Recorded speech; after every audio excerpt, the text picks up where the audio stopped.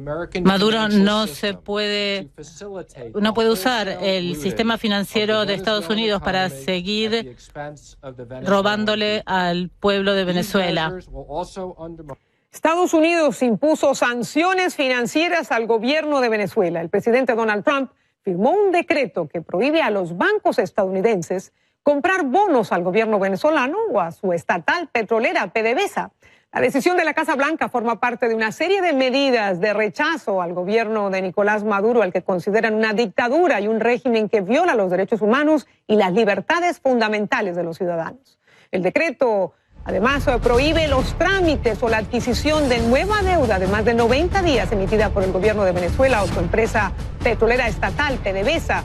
También prohíbe las negociaciones de ciertos bonos existentes propiedad del sector público venezolano, así como los pagos de dividendos al gobierno de Maduro. El Departamento del Tesoro hizo algunas excepciones con el fin de mitigar el impacto de las sanciones en algunos sectores específicos. Las disposiciones establecen un lapso de 30 días para poner fin al financiamiento del intercambio comercial, incluida la exportación e importación de petróleo, las operaciones que involucren solo a Citgo, la empresa venezolana que opera en Estados Unidos a través de sus estaciones de servicio o gasolineras, las operaciones en determinadas deudas venezolanas existentes y el financiamiento de los bienes humanitarios a Venezuela. Las declaraciones de la embajadora de Estados Unidos en la ONU no dejan dudas sobre los objetivos de las sanciones. Es un fuerte mensaje para las personas en Venezuela y para Maduro. No vamos a tolerar la dictadura que está intentando implantar y no vamos a respetar a su vergonzosa asamblea. Así que en este punto consideramos que no estamos viendo ningún tipo de progreso para ayudar a la gente en Venezuela. Y lo que vemos es cómo Maduro sigue acumulando poder. Las sanciones son otra opción para enviarle el mensaje. Las reacciones del gobierno de Venezuela no se hicieron esperar. El presidente Maduro calificó las sanciones en su contra como una muestra de odio y racismo. El presidente aseguró además que el país no teme a estas medidas financieras porque Venezuela trabaja en una economía que ya no depende del petróleo. Escuchemos. Las medidas ilegales que ha pretendido hoy tomar el presidente Donald Trump contra el pueblo de Venezuela sencillamente violan la legalidad internacional, la Carta de Naciones Unidas y sencillamente ratifican un camino imperial de agresión contra Venezuela, y lo que es contra Venezuela es contra América Latina, el Caribe y los pueblos del sur. Ilegal. Ilegal. Nosotros estamos estudiando, esta orden ejecutiva acaba de ser emitida y todos nuestros especialistas están estudiándola para dar las respuestas y proteger a nuestro pueblo. No va Estados Unidos a provocar una crisis humanitaria en Venezuela. Estas amenazas de hoy, estas amenazas de sanciones no son contra individuos, son contra el pueblo venezolano, son contra su economía, son contra su bienestar y no las vamos a permitir.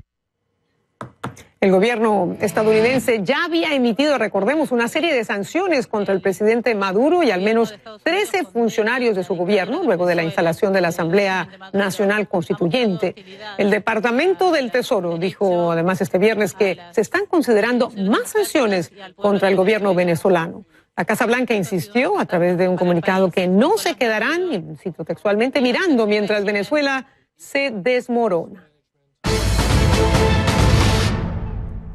Y para interpretar las implicaciones que tienen estas nuevas medidas contra el gobierno de Maduro, me acompaña desde nuestros estudios en Washington el analista y exdirector de la estatal petrolera PDVSA, Pedro Burelli, a quien me alegra darle la bienvenida aquí en Panorama Mundial. Pedro, muy buenas noches, gracias por acompañarnos. Buenas noches, Patricia, ¿cómo estás? Muy bien, tratando de interpretar estas sanciones, unas cosas se pueden, otras no, son contra el sector petrolero, no lo son.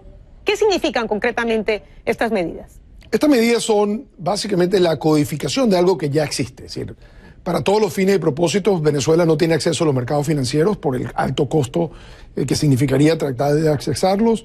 En los mercados hay un tema reputacional de lidiar con Venezuela. Con PDVSA ya había sido sancionado su vicepresidente de Finanzas, Simón Serpa. Ya casi ningún banco le levanta el teléfono a Petróleos de Venezuela. Y simplemente aquí quedó codificado y básicamente lo que es, todo quedó prohibido menos lo que está permitido. Entonces, por la vía de excepción, por la vía de licencias, se permiten ciertas transacciones que tienen como objetivo no afectar a los Estados Unidos y tratar de no afectar el tema humanitario a Venezuela, no afectar ciertas transacciones. Pero sí le está quitando más margen de maniobra a Petróleos de Venezuela. Operaciones como el canje del año pasado, que le dio un margen de maniobra para refinanciar y seguir el gobierno oprimiendo, no se va a poder hacer. Dividendos de Citgo, que Citgo se endeudaba en los Estados Unidos para pagarle dividendos a PDVSA y seguir el gobierno abusando de los derechos humanos, no se van a poder seguir haciendo. Entonces sí, bien se codifica una realidad, pero queda bien marcado que en el terreno de lo que es el mercado de capitales de Estados Unidos no se puede seguir levantando dinero y utilizándose para oprimir a los venezolanos. Bueno, eso pasa en el mercado estadounidense, pero Venezuela ha optado por otras opciones, por otros mercados, ha ido a China, ha ido a otros países. ¿Qué opciones de financiación tiene Nicolás Maduro ahora? Yo creo que muy pocas, a la hora de la verdad. Yo creo que tanto China como Rusia están llegando al límite un poco de su paciencia. No es que para ellos ha habido tratamiento privilegiado, ha habido absoluta demora de pagos, tratos iguales que le han dado a compañías americanas y europeas en el tema petrolero. Es decir, no creo que ni China ni Rusia están deseosos de seguir prestando dinero. Y de hecho Rusia ya lo ha dicho, que no va a seguir dando adelantos de crédito en contra de despachos futuros de petróleo. Entonces, yo creo que el mundo se está cerrando. No me sorprendería que el lunes algunos países de Europa, quizás el Reino Unido, Alemania, el mismo Suiza, se sumen a el tema de sancionar o hacer sanciones paralelas para ir evitando que se puedan hacer transacciones en esos mercados. En fin y al cabo, yo creo que lo que se ha dicho, se ha anunciado. Esto es una secuencia, si lo ves, cada semana ha habido un tipo de sanciones antes de la asamblea, de la elección de la asamblea, después, y ha seguido así, y yo creo que lo ha anunciado hasta que no se regrese al camino constitucional, hasta que no se suelten a todos los presos políticos sin condiciones, hasta que no se acepte la legitimidad de la Asamblea Nacional elegida en el 2015, básicamente va a continuar la presión internacional. Eso parece ser. Ahora, ¿los venezolanos van a sentir estas sanciones y cómo? Mira, los venezolanos lo que están sintiendo, lo que están padeciendo es la crisis más grande de su historia sin sanciones. Esta es una crisis a propósito, una crisis creada por un gobierno que aún niega que hay una crisis humanitaria. Me pareció bastante interesante oír al canciller que Cuba designó para Venezuela, el señor Arriaza, decir que Estados Unidos no creará una crisis humanitaria. Es fascinante porque el gobierno lleva muchísimo tiempo diciendo que no hay una crisis humanitaria, cuando está a la vista de todo el mundo que sí hay una crisis humanitaria. Entonces, lo que está moviendo el mundo es exactamente la crisis humanitaria, por lo cual se está tratando de evitar que las sanciones afecten a los venezolanos. La mejor forma de que no dejen de afectar es que el gobierno cambie su conducta.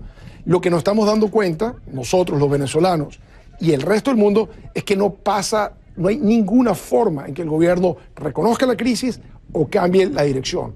Por lo tanto, lo único que está dañando al venezolano es la permanencia de Maduro en el poder. Pero si el gobierno de Maduro no tiene la manera de financiarse y de obtener nuevos recursos, obviamente también va a escasear el dinero para financiar sus programas sociales, sus bolsas de comida, su atención a los sectores que lo siguen, que le son afectos.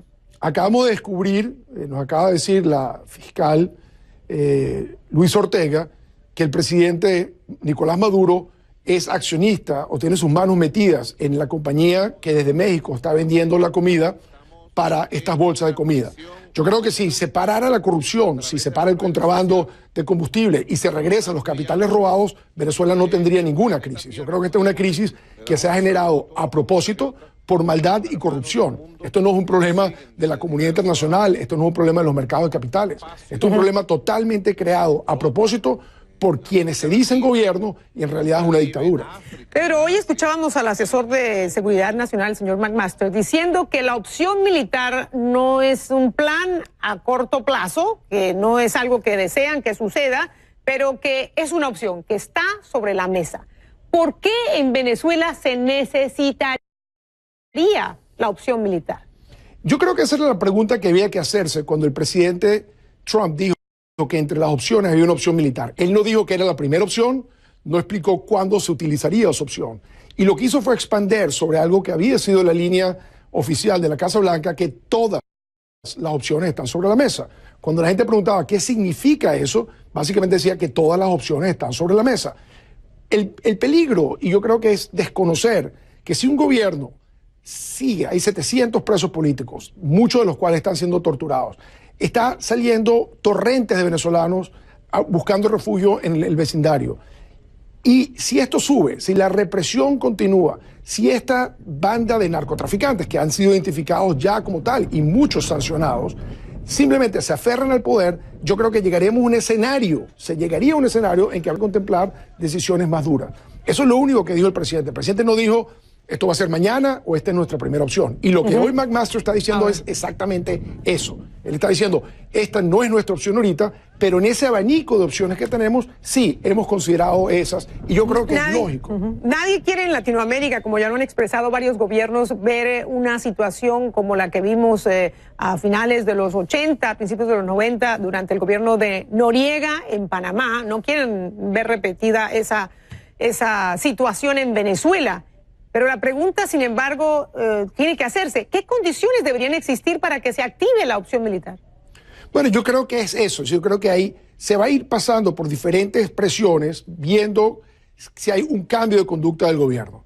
Nadie cree que eso va a ocurrir, pero la cosa es qué hace. Es decir, ¿qué hace el gobierno? ¿Cómo se empieza a comportar? Y yo sí creo que la presión va a venir cada vez más fuerte para romper los dos pilares que lo sostienen. Uno es elemento del chavismo que estamos viendo cómo se está fraccionando, y el otro es una fuerza armada que en vez de defender al pueblo se ha aliado con la dictadura, con una narcodictadura, para ser cómplices en la opresión del pueblo. Ese no es el mandato constitucional de las Fuerzas Armadas. Si las Fuerzas Armadas, simple y llanamente obedeciendo órdenes de Cuba, sigue aliado a un gobierno que quiere oprimir a un país y que quiere seguir implementando políticas económicas que lo que están es hambriando al pueblo, yo creo que vamos a llegar a una situación en que no va a ser Estados Unidos. Yo creo que va a ser Estados Unidos más otros que van a tener que tomar medidas más difíciles. Y dentro de las militares hay muchas medidas. Es decir, no creo que la invasión ni siquiera la desea nadie legítimamente. Sería una locura si llegáramos ahí. Pero creo que si llegamos ahí, tendremos que tener la discusión de por qué llegamos ahí. Ahorita, en este momento, lo que todos deseamos es que no se llegue a esa situación. Desde luego ya lo han manifestado muchos gobiernos que incluso consideran ya a Venezuela una dictadura. Gracias, Pedro. Pedro Burelli en Panorama Mundial, en nuestros estudios desde Washington. Un gusto que nos acompañes. Gracias, Patricia. Después de que ese país se instituyera una Asamblea Nacional Constituyente a la que la Casa Blanca califica de ilegítima.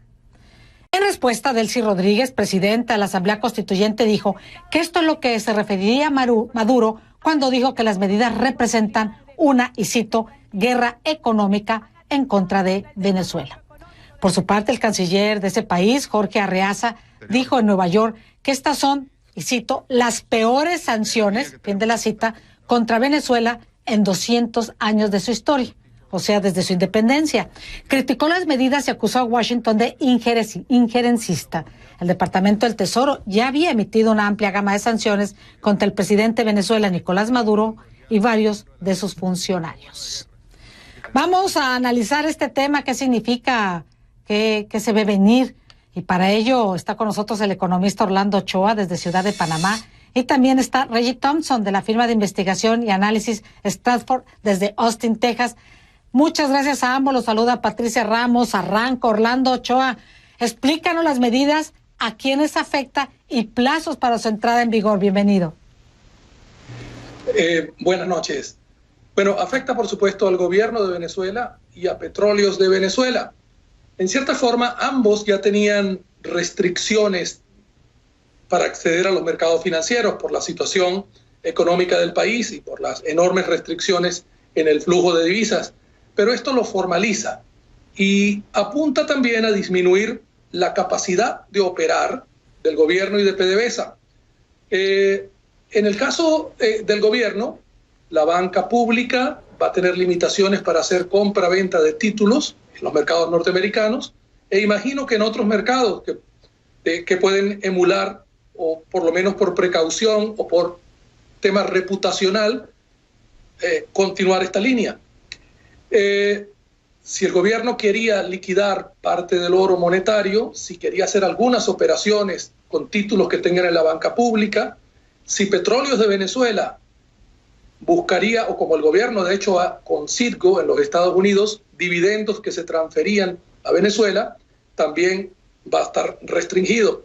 De modo que afecta seriamente la capacidad de tener acceso a recursos vía los mercados, y en caso de buscar operaciones de refinanciamiento, también, dada la situación de falta de divisas, la necesidad de importar alimentos, medicinas y parte de otros bienes necesarios, el gobierno ahora se va a ver prácticamente en el dilema de decidir dónde va a usar las divisas.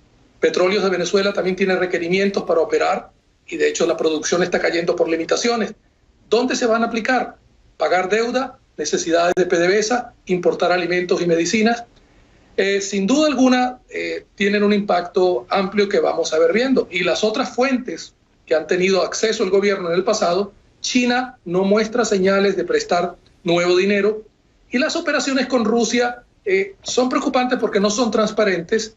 Ha venido prepagando petróleo a Venezuela, dándole una línea de financiamiento a un plazo no especificado, pero calculamos que son unos 3 años, y ha estado buscando garantías con áreas petroleras, entrega de bloques que tampoco ha sido transparente ni la Asamblea Nacional ha aprobado, de manera que se ven riesgos también por ese lado.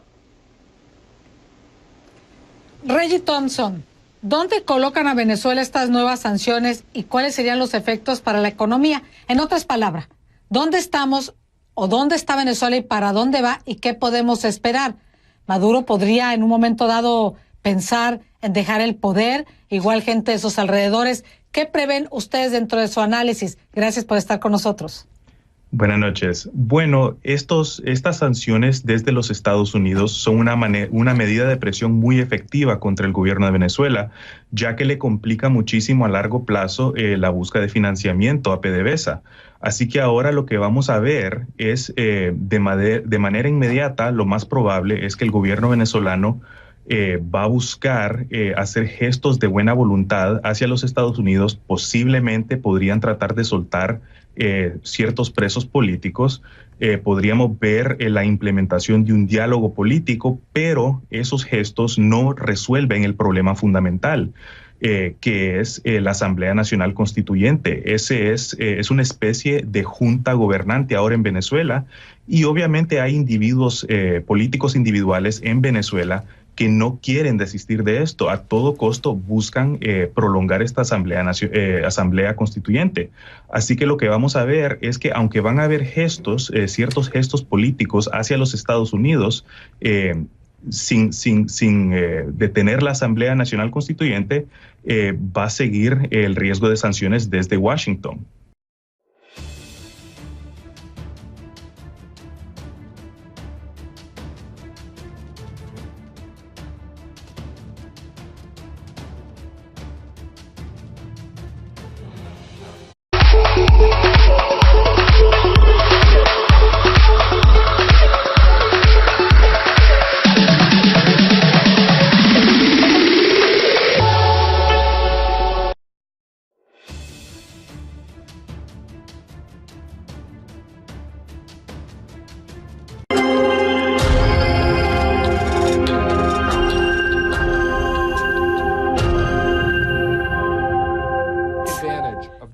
Maduro no puede usar el sistema financiero de Estados Unidos para seguir robándole al pueblo de Venezuela.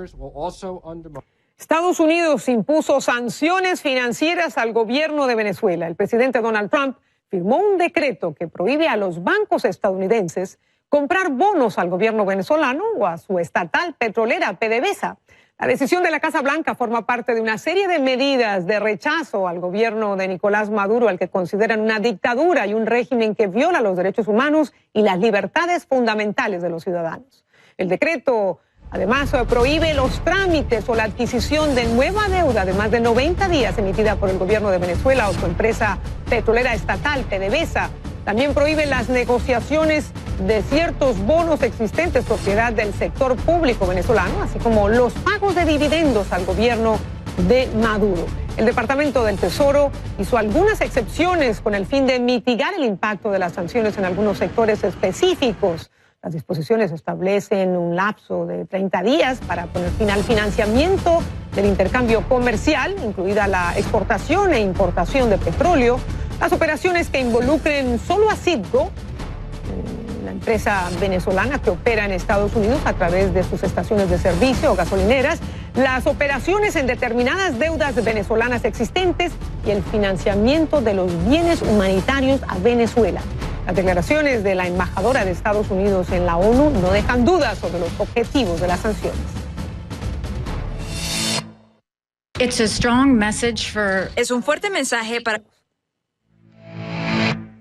las medidas ilegales que ha pretendido hoy tomar el presidente Donald Trump contra el pueblo de Venezuela sencillamente violan la legalidad internacional, la Carta de Naciones Unidas y sencillamente ratifican un camino imperial de agresión contra Venezuela, y lo que es contra Venezuela es contra América Latina, el Caribe y los pueblos del sur.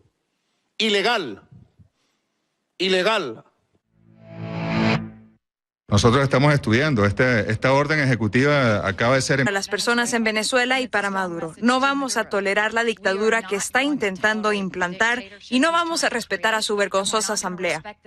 Así que en este punto consideramos que no estamos viendo ningún tipo de progreso para ayudar a la gente en Venezuela.